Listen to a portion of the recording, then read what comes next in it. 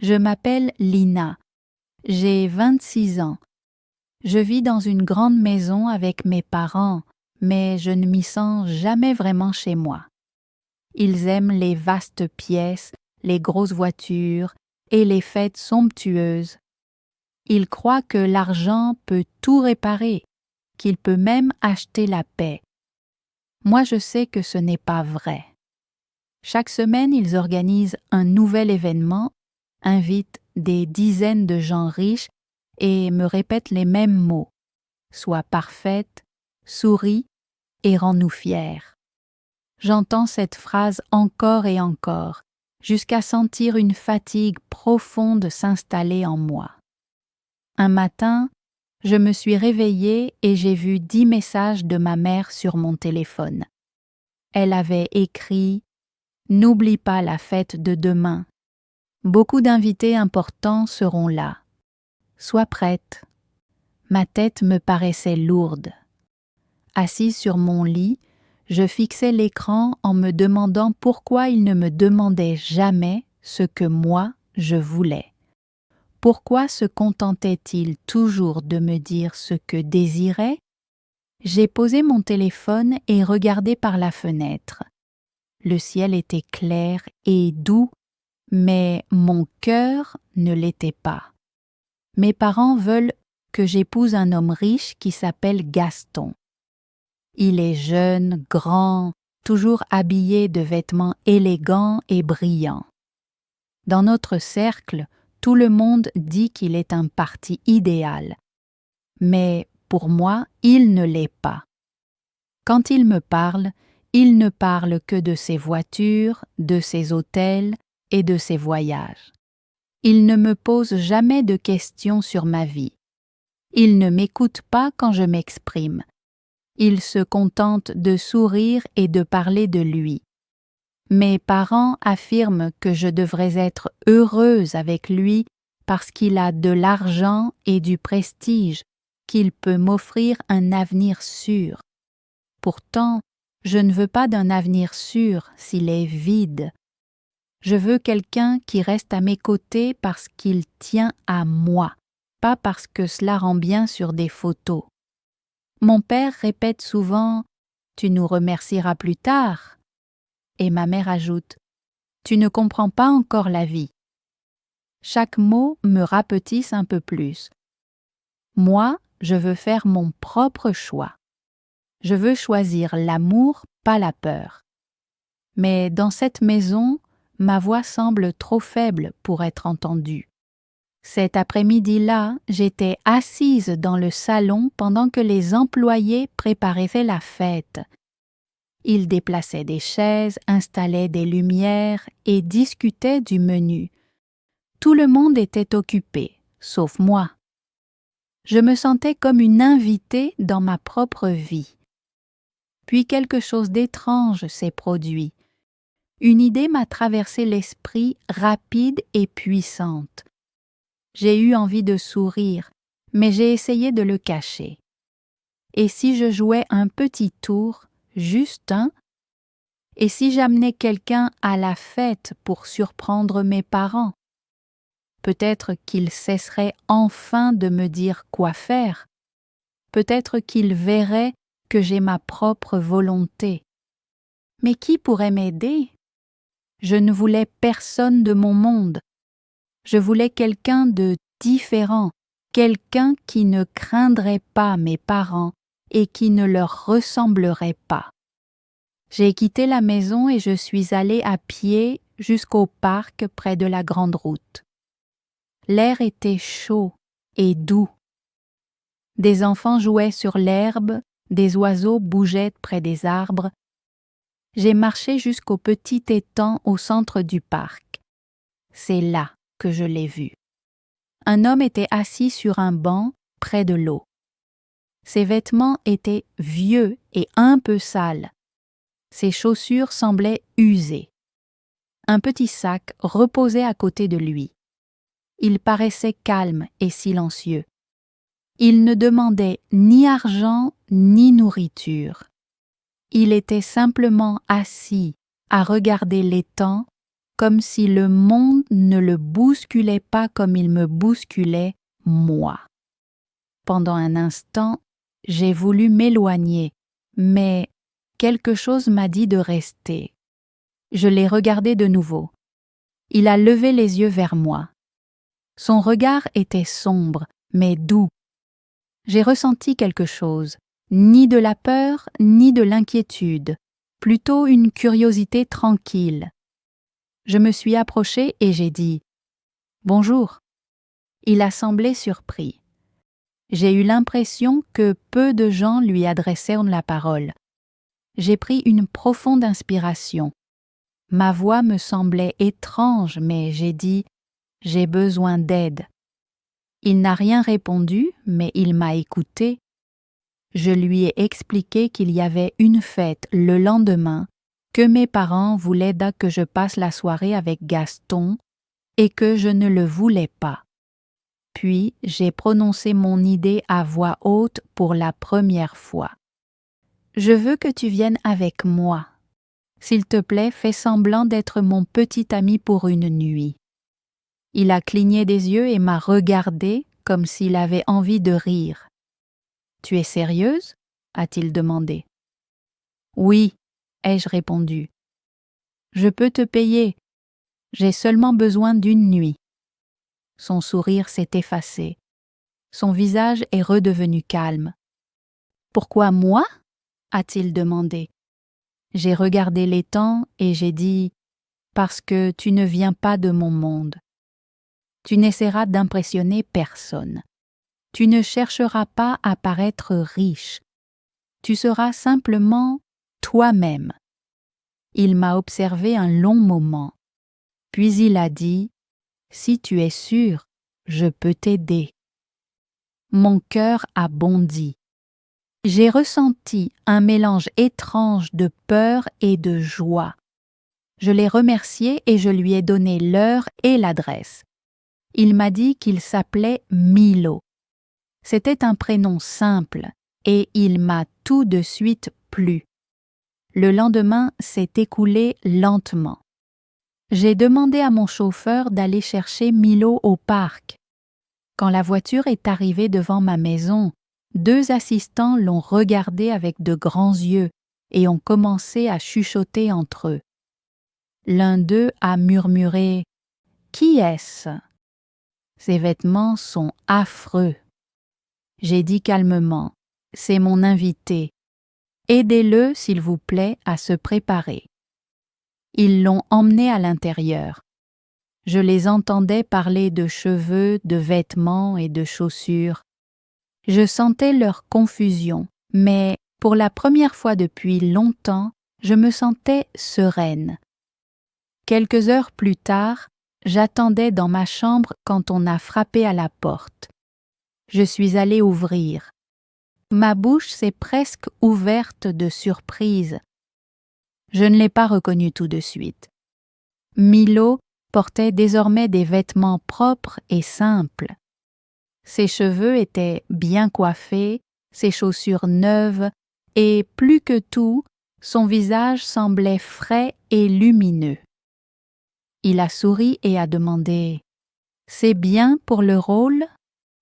Une chaleur douce m'a traversée et j'ai répondu « Oui, c'est parfait. » Nous sommes partis pour la fête. La voiture glissait à travers les lumières de la ville. Je connaissais à peine cet homme, et pourtant je me sentais en sécurité près de lui. J'avais l'impression de pouvoir enfin respirer. Quand nous sommes arrivés, la musique remplissait la salle. La pièce était pleine de gens en costumes élégants et en robes éclatantes. Lorsque nous avons franchi la porte, la musique s'est arrêtée une seconde. Les regards se sont tournés vers nous. Mes parents se tenaient près de la table principale. Leurs yeux sont devenus durs et froids.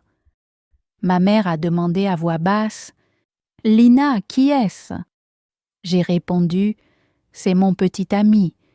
Il s'appelle Milo. » Mon père l'a observé de la tête aux pieds sans rien dire. Puis Gaston s'est approché de nous avec un sourire tendu. Il paraissait furieux. « Alors c'est ton petit ami ?» a-t-il lancé. « Il est très différent. » J'allais parler, mais Milo m'a devancé. « Peut-être que je n'ai pas grand-chose, » a-t-il dit calmement, « mais j'ai du respect. » La salle est devenue silencieuse. Je sentais mon cœur battre vite dans ma poitrine. Finalement, mon père a déclaré « Le dîner est servi. Asseyez-vous. » Milo et moi nous sommes assis côte à côte. Les gens continuaient de nous regarder, mais Milo restait tranquille. Il ne s'agitait pas, ne semblait pas effrayé. Il gardait ce calme profond comme s'il avait toujours eu sa place ici. Mais cette paix n'a pas duré. Gaston est revenu à notre table. Son visage était rouge de colère. « Tu crois que cet homme peut me remplacer ? Tu fais une plaisanterie, Lina. » Avant que je puisse répondre, mon père a tranché. « Ça suffit. Viens avec moi. » Il m'a saisi le bras et m'a conduite dans le jardin. Sa voix était basse mais coupante. « Tout cela s'arrête ce soir. Tu n'embarrasseras pas notre famille. » Mes mains tremblaient. Pourtant, j'ai gardé la tête haute.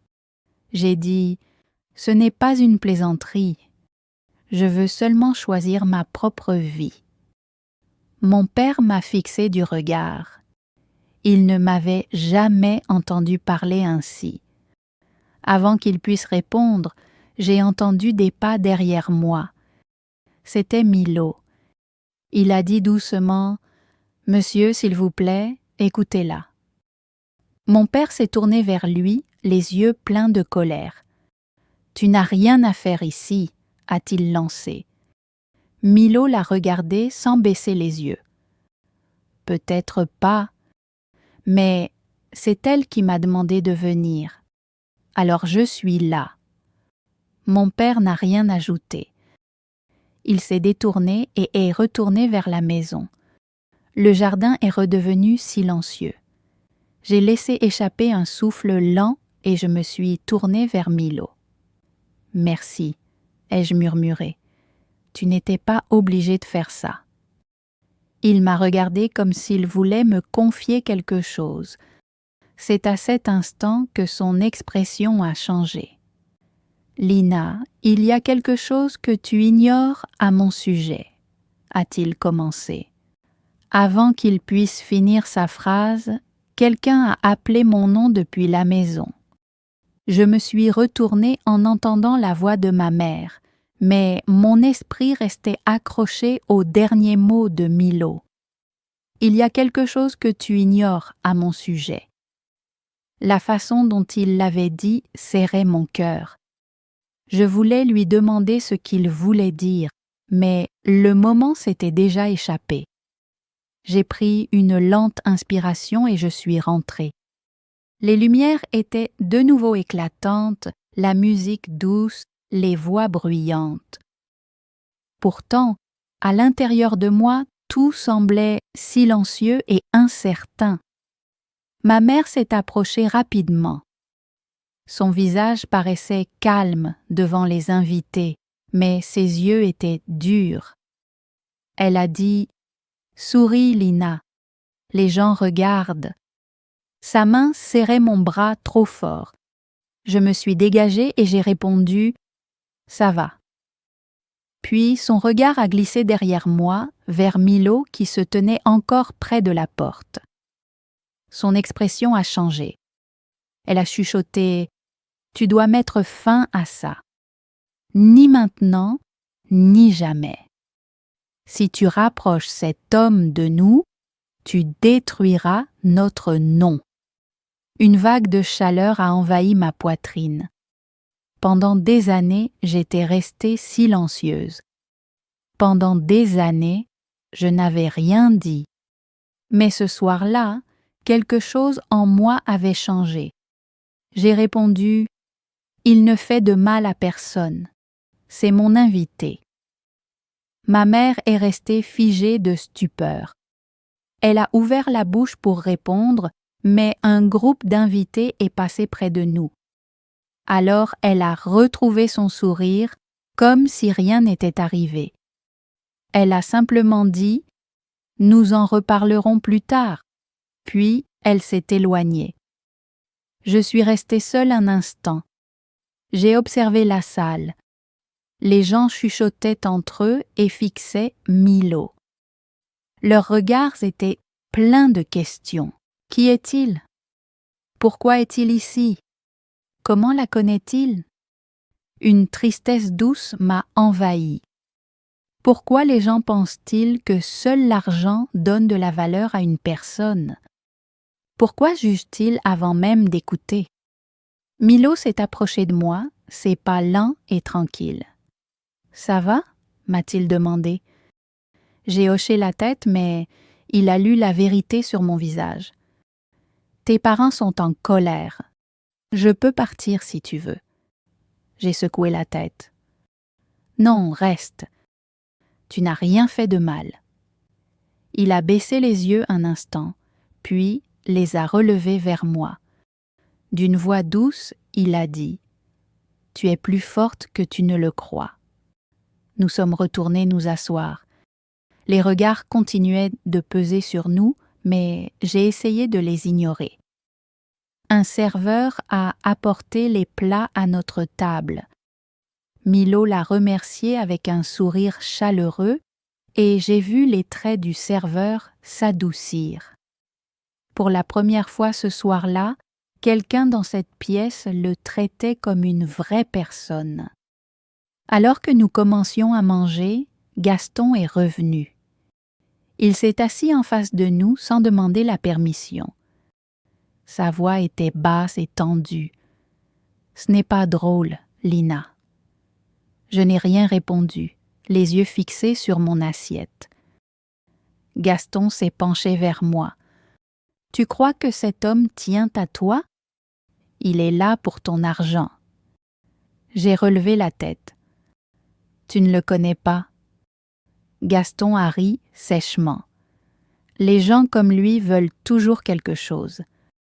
Avant que je puisse ajouter un mot, Milo l'a regardé calmement et a dit « Peut-être que tu devrais d'abord te regarder toi-même. » Le visage de Gaston est devenu rouge de colère. Il s'est levé brusquement et s'est éloigné à grands pas. Les invités l'ont regardé s'éloigner, puis ils nous ont observés à nouveau avant de reprendre leur chuchotement. Je sentais la chaleur du stress monter à mon visage, mais Milo restait impassible. Après le dîner, certains invités sont sortis dans le jardin, d'autres se sont mis à danser ou à prendre des photos. J'avais besoin d'un moment seul, alors je me suis dirigée vers la porte arrière. Milo m'a suivi à quelques pas de distance, me laissant de l'espace mais restant assez proche pour intervenir si nécessaire. J'aimais cette présence discrète. Elle me donnait un sentiment de sécurité, jamais de contrôle. Dehors, l'air était frais. Les lumières du jardin diffusaient une lueur douce et chaleureuse. Je me suis assise sur un petit banc près d'une plante haute. Milo est resté debout un instant, silencieux. J'ai levé les yeux vers lui et j'ai dit « Tu voulais me dire quelque chose tout à l'heure. Qu'est-ce que c'était ?» Il s'est assis lentement à côté de moi, les mains posées sur ses genoux. Sa voix était basse. « Je n'ai pas toujours été comme ça, » a-t-il confié. Je l'ai regardé, confuse. Il a poursuivi « Il y a 1 an, ma vie était très différente. J'avais de l'argent, une maison, un poste dans une grande entreprise, une voiture, tout. Mon cœur a fait un bond. Ce n'était pas du tout ce à quoi je m'attendais. « Pourquoi as-tu laissé tout ça ?» ai-je demandé. Il a fixé les lumières du jardin comme si elles pouvaient lui souffler les mots justes.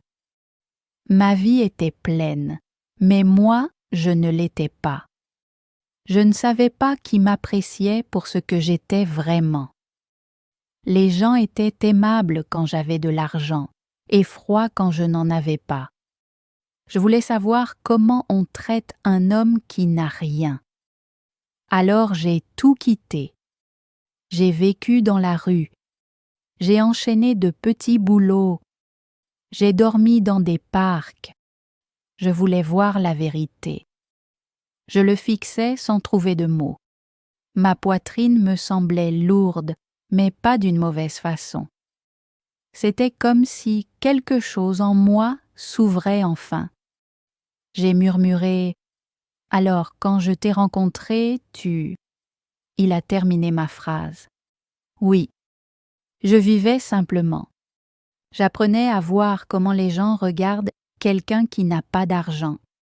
Une chaleur douce s'est répandue en moi. Je lui ai demandé « Alors pourquoi m'avoir aidé? Pourquoi avoir accepté ?» Il m'a regardé avec des yeux pleins de douceur. « Quand tu m'as parlé, tu n'as pas détourné le regard. Tu n'as pas jugé mes vêtements. Tu ne parlais ni avec peur ni avec fierté. Tu étais simplement vrai. Et ça m'a plu. » Mes yeux se sont remplis de larmes, pas des larmes de tristesse, mais des larmes pleines, sincères. J'ai soufflé. Mais pourquoi ne me l'avoir pas dit plus tôt? Il a souri doucement. Tu ne m'as pas demandé qui j'étais. Tu m'as seulement demandé de l'aide. Je voulais voir où se trouvait ton cœur. Je ne te mettais pas à l'épreuve, je me mettais moi-même à l'épreuve. Mon cœur battait plus vite. Je l'ai regardé longuement. Je voulais répondre, mais les mots restaient coincés en moi. Avant que je puisse parler, la porte du jardin s'est ouverte. C'était mon père. Son visage était fermé par la colère.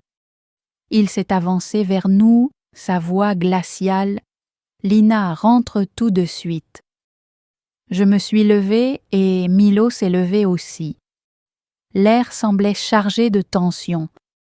Mon père a fixé Milo. « Tu n'es pas le bienvenu ici. Pars immédiatement. » Milo n'a pas bougé. Il n'avait pas l'air effrayé. « Monsieur, je ne veux faire de mal à personne. Je suis ici parce qu'elle me l'a demandé. » Mon père a fait un pas de plus, sa voix plus forte. « Pars. Maintenant. » Mon souffle tremblait. Je voulais parler, mais la peur scellait mes lèvres. Je me suis sentie redevenir petite. J'avais l'impression d'être à nouveau cette fille sans voix. Mais Milo restait calme à mes côtés. Il n'a pas élevé la voix. Il n'a pas reculé. Il a simplement dit « Elle n'est pas une enfant. Laissez-la parler. » À cet instant, quelque chose a encore changé en moi. J'ai pris une lente inspiration. J'ai regardé mon père et enfin, j'ai parlé. Mais la nuit n'était pas terminée. La vérité approchait, pas encore, pas ici. Mes mains tremblaient et cette fois, je ne les ai pas cachées. J'ai respiré profondément. « Père, s'il te plaît, écoute-moi. Je ne suis plus une enfant. Je peux faire mes propres choix. » Le visage de mon père s'est transformé. On y lisait à la fois la surprise, la colère et une blessure silencieuse. Il a répondu « Lina, tu ne comprends pas la vie. Cet homme n'a rien. Il ne peut pas t'offrir un avenir. Tu fais une erreur. » Pendant des années, j'étais restée silencieuse quand il parlait ainsi. Mais pas ce soir. J'ai dit « Peut-être qu'il n'a pas d'argent, mais il a l'honnêteté. Il écoute. Il traite les autres avec respect. J'ai besoin de cela plus que d'une grande maison. » Ma voix était douce, mais claire. Mon père ne s'attendait pas à ces mots. Il a reculé d'un pas. Le jardin s'est figé dans le silence. Même la musique venant de la maison semblait lointaine. Ma mère est sortie à son tour. En nous voyant, elle s'est approchée rapidement. « Lina, arrête ça. Les gens vont parler. Pense à notre nom, pense à notre famille. » Je me suis tournée vers elle. Pour la première fois, je pense à moi. Elle m'a regardée comme si elle ne me reconnaissait plus. Une douleur a serré ma poitrine, mais j'ai continué. Je suis fatiguée de faire ce qui paraît bien. Je veux ce qui est vrai. Ma mère a échangé un regard avec mon père. Ils sont restés silencieux un instant. Puis mon père a dit doucement « Rentre, nous en parlerons demain. » Sa voix n'était plus en colère. Elle était fatiguée. Il est reparti vers la maison avec ma mère. Pour la première fois de ma vie, j'ai vu de la peur dans leurs pas. La peur de perdre le contrôle, la peur de me perdre. Quand ils ont disparu à l'intérieur, le jardin est redevenu paisible. Je me suis assise lentement sur le banc. Mon cœur se sentait fragile, mais libre. Milo s'est assis près de moi. « Ça va ?» a-t-il demandé. J'ai hoché la tête. « Oui. » Ma voix tremblait. J'ai levé les yeux vers le ciel. Je ne leur avais jamais parlé comme ça. Milo a esquissé un léger sourire. « Tu as été courageuse. » Je me suis tournée vers lui. La question que je gardais en moi est sortie avant que je puisse la retenir. « Et toi, qu'est-ce que tu vas faire maintenant? Tu vas retourner à ton ancienne vie? Revenir dans ton monde? » Milo a regardé les lumières du jardin et a pris une profonde inspiration. « Je ne sais pas encore. Mon ancienne vie avait l'argent et le pouvoir, mais elle n'avait pas la paix. Cette vie simple m'a montré qui je suis vraiment. » Je lui ai demandé « Tu veux rester simple pour toujours ?» Il m'a regardé avec des yeux chaleureux. « Peut-être que je peux vivre dans les deux mondes. Peut-être que je peux retravailler, mais avec un cœur nouveau. Peut-être que je peux construire quelque chose d'honnête cette fois. » J'aimais cette idée. Elle sonnait vraie, pas grandiose, pas bruyante, juste vraie. Puis il m'a observé plus attentivement. « Mais moi aussi, j'ai quelque chose à te demander. » Mon cœur s'est mis à battre plus vite. J'ai demandé « Qu'est-ce que c'est ?» Il a répondu « Si je retourne à mon ancienne vie, penseras-tu que je suis un homme différent? Et si je reste simple, penseras-tu que je ne suis pas suffisant? » Mes yeux se sont remplis de larmes douces. J'ai murmuré « Je me moque de savoir si tu as de l'argent ou non. Ce qui compte pour moi, c'est que tu m'as écouté, que tu es resté à mes côtés. Ça me suffit. » Milo a laissé échapper un long souffle, comme s'il retenait cette respiration depuis longtemps. Nous sommes restés silencieux un moment. Puis la porte du jardin s'est ouverte de nouveau. C'était Gaston. Son visage n'était plus en colère. Il semblait perdu, presque fragile. « Lina, j'ai besoin de te parler, » a-t-il dit. Je me suis levée, Milo restant près de moi. Gaston l'a regardé. Pas devant lui. J'ai secoué la tête. « Si tu veux parler, parle ici. » Gaston a baissé les yeux. « Et je ne voulais pas te blesser. Je pensais simplement que nous formions un bon couple. Nos familles le voulaient, les gens s'y attendaient. J'ai répondu doucement. C'est justement le problème. Je ne veux pas d'une vie faite seulement d'attentes. Je veux une vie qui sonne vraie. Gaston a hoché la tête lentement. Il paraissait épuisé. Je comprends maintenant, a-t-il dit avant de s'éloigner.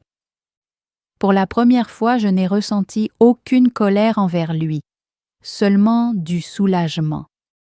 Quand il est parti, le jardin a retrouvé son calme. Milo m'a regardé et a demandé d'une voix douce.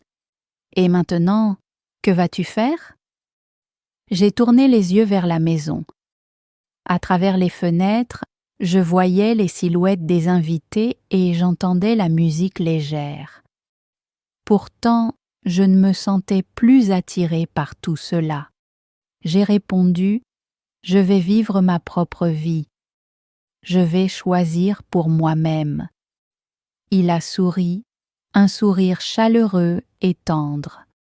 Il a dit « Alors tu as déjà fait le premier pas. » Nous avons marché vers le grand portail de ma maison. L'air de la nuit était frais et doux. Quand nous sommes arrivés devant le portail, il s'est arrêté. « Si tu veux que je reste dans ta vie, je resterai. Si tu préfères que je parte pour construire un nouveau chemin, je le ferai aussi. Dis-moi simplement ce que tu veux. » Je l'ai regardé. Cet homme qui n'avait rien lorsque je l'ai rencontré m'avait offert quelque chose que personne ne m'avait jamais donné. Le choix, la liberté, le respect. J'ai répondu « Reste. Voyons où la vie nous mène, un jour après l'autre. » Milo a hoché la tête et a pris ma main, pas avec force, pas avec crainte, mais avec une confiance tranquille. Nous avons avancé dans la nuit, loin du bruit, loin des anciennes règles, loin de la vie que les autres avaient dessinée pour moi. Je ne savais pas quel avenir nous attendait, mais je savais une chose, pour la première fois de ma vie, le choix m'appartenait. Merci d'avoir écouté cette histoire. Si elle vous a plu, n'oubliez pas d'aimer la vidéo.